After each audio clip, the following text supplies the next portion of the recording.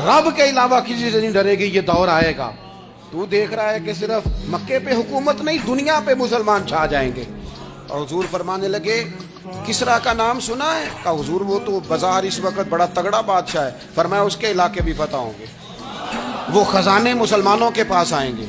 और फरमाया तू, तीसरी बात नबी पाक ने बयान की, फरमाया तू ये देख रहा है कि मुसलमानों में गुर्बत है?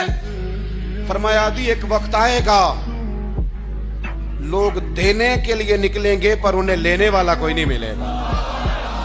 एक वक्त आएगा लोग देने निकलेंगे, लेने कोई नहीं आएगा। अदी कहते हैं कि मैं रसूल करीम का कलमा पढ़ के मुसलमान हो गया। अब फिर ज्यादा दौर नहीं गुजरा, अदी रोया करते थे, हातम ताई के बेटे अदी रोया करते थे और रो के बताया करते थे, लोगों वो जो हुजूर ने फरमाया था ना बीबी हिरा से चलेगी और तवाफ करेगी, वो बीबी मैंने